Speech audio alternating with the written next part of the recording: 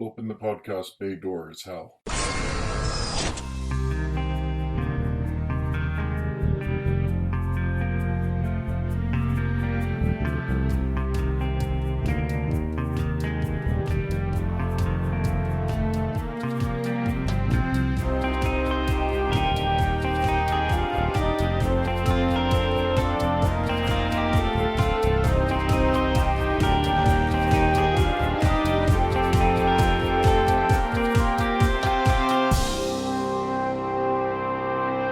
Hello everyone and welcome to episode 20 of Welcome to Geektown. I'm your host, Kurt Onstead. I've been a proud geek all my life, being into role-playing games, board games, sci-fi, fantasy, and especially superheroes and comics. And I want to help others join me in those pursuits. But I've found that sometimes people can get overwhelmed or feel left out because they don't already have what some consider the requisite knowledge to be considered a fan. And that's where Welcome to Geektown comes in. Here, you can ask your questions without feeling like a gatekeeper is calling you out for not yet being fully versed in every aspect of your new interest. I haven't gotten much in the way of feedback recently. Now that I'm 20 episodes in, I'd love to hear from you. What episodes have been your favorite? Least favorite? What would you like to hear more about? Send an email to welcometogeektown, all spelled out, at gmail.com with your questions and comments to help me improve the show. Thanks. 4 episodes ago, we had a question about min-maxing and metagaming in role-playing games. I got another question about a very specific role-playing game, and that's what I'll be answering this week. Reddit user A.E. Willia wants to know, quote, what is D&D? Why is it popular again now? And how do I know if it's something I'd enjoy without getting involved in a big long campaign? Thanks for the question. If you missed episode 14 and are completely unfamiliar with role-playing games like Dungeons & Dragons, or D&D, here's a quick recap. You and the other players, 4 or 5 is a typical number, each create a character, either by rolling dice or by assigning points to different statistics like strength, intelligence, charisma, and so forth. Then there is one person who is the Dungeon Master, or DM for short. They control all of the other people in the world you interact with. You describe what you would like your character to do, and based on your description, the DM will tell you what you need to do to succeed. In D&D, usually when you are making an attempt at an action that you're not sure you will succeed at, you roll a 20-sided die, known as a D20, and add the result to the appropriate bonus listed on your character sheet. Whether you succeed or fail, the DM tells you what happens next, so you can decide what you would like to do on your next turn. Based on your decisions and your dice rolls, together you, the other player characters, known collectively as the party, and the DM end up telling a story of what happens in this world. Dungeons & Dragons, first released in 1974, is considered the first published role-playing game, but was influenced by a number of other games and activities that had existed for years or even decades or centuries before. The original D&D rules grew from a miniatures war game called Chainmail, where the players would take armies made from small painted lead miniatures and enact medieval battles, using dice to determine the outcome of the fights. You can trace back the lineage of those types of war games all the way back to chess and other ancient strategy games. What made D&D different from these other miniature games were 3 things. First, fantasy aspects were brought in, like magical spells and creatures, rather than the straight historic medieval armies of Chainmail. Secondly, and more importantly, was the addition of role-playing, where you take on a single character and describe their words and actions doing your best to act according to their motivations. This aspect of the game is a type of improvisational theater that almost everyone has taken place in at one time or another, whether playing Cowboys and Indians or a similar game as a kid, or participating in a mock trial or model legislature at an older age. Finally, there's the aspect of experience causing your character to improve in abilities. When your character is first created, you're not much different from the rest of the population of the world you're playing in. However, as you continue playing the same character in a long-term campaign, their powers can grow to rival those of the gods of that world. Since D&D grew out of wargaming, it's no surprise that most of the rules involve combat situations, especially in the earlier editions.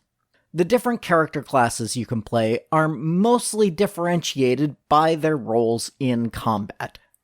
Although the original classes were different, the 4 basic classes that have existed since Advanced Dungeons & Dragons, or AD&D, came out in 1977, still fill the same niches that they did. There's the fighter, who usually wears heavy armor and sticks to hand-to-hand combat. The rogue, or thief, that sneaks around and backstabs their foes for extra damage. The wizard, casting magic spells from a distance to defeat their enemies. And the cleric, whose God's given power buffs his friends and heals the damage taken during the fight. Any regular D&D player will recognize that these are very stereotypical descriptions, and that there are other classes to fulfill different roles, but I'm sticking to the basics for now. Not long after D&D was first published, a wave of other role-playing games were released, some of which were basically imitators, like Tunnels and Trolls, others being similar systems but playing in a different genre, like the post-apocalyptic future of Gamma World, or the Old West of Boot Hill. Still others broke new ground and created different rule systems entirely, like Traveller, which then went on to inspire its own set of imitators. But with a few blips here and there, D&D has been the top-selling role-playing game since records have been kept. Why is that? Well, there's a number of reasons for this, I think. First off, the world that D&D describes is one that is very inspired by a popular fantasy series, namely The Lord of the Rings. Orcs, goblins, elves, dwarves, and other races that you can either play as your character or creatures you might face in combat are all pretty straight translations from their descriptions in Tolkien's novels. That gives a level of familiarity to new players that helps bring them into the world. Secondly, there's always the power of being the originator. D&D's first wave of popularity came from starting the genre, and its name recognition has given it quite a bit of momentum, especially when competing against other RPGs that came out later and take place in similar settings. Another reason D&D has stayed popular is by changing with the times. As I mentioned earlier, the first version of D&D, now called Original D&D or OD&D, came out in 1974, with AD&D coming out in 1977.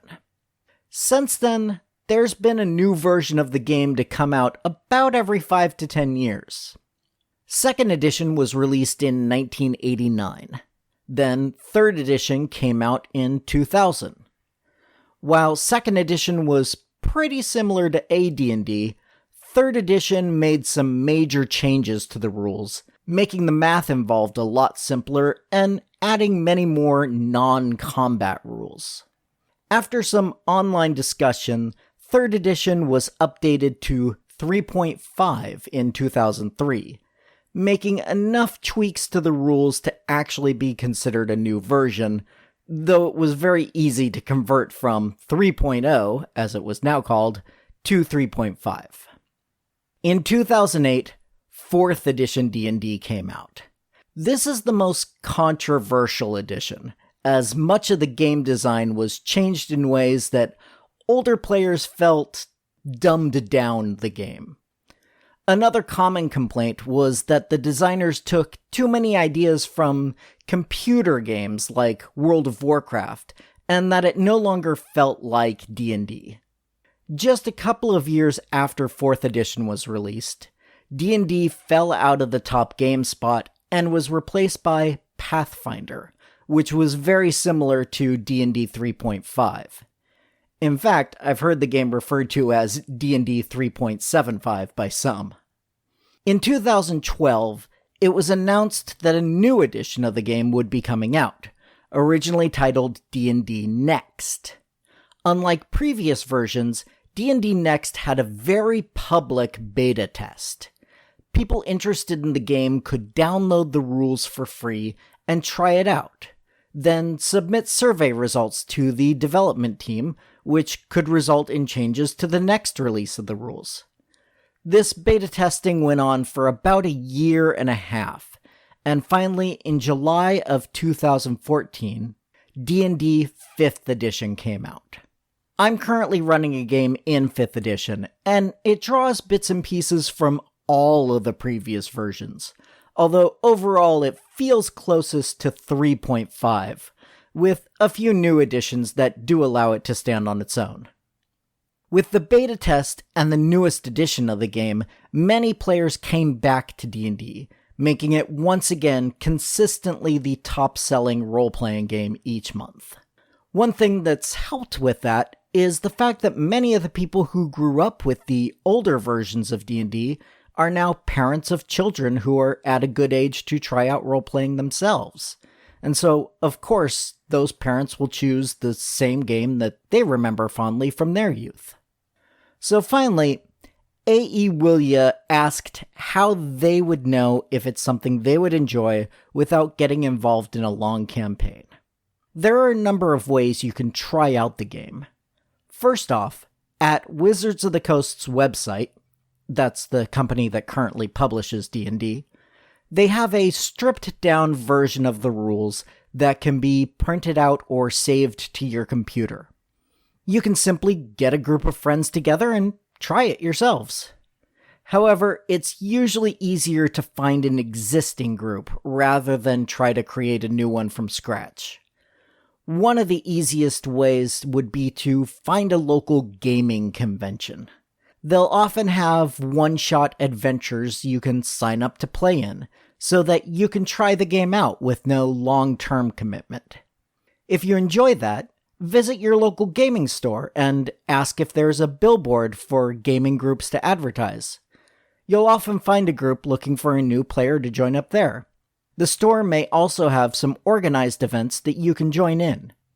That should give you a few places to get started, and hopefully it will lead to as much fun and new friends as it has for me over the years. That's all for this week's episode, and that's it for this year. With my every other week release schedule, the next episode will be up in 2019. Happy holidays to all of you, and thank you for continuing to listen. Please let me know what you think of the show, or ask me a new question that you think would make a good episode subject.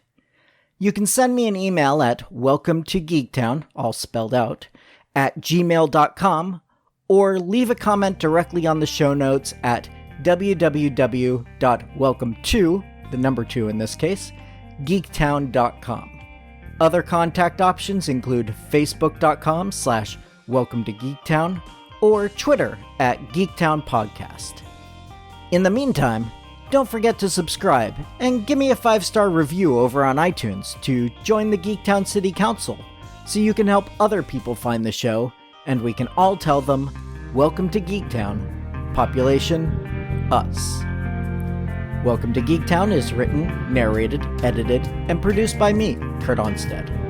Theme music is by Aaron Levitz, logo art by Archie Santana.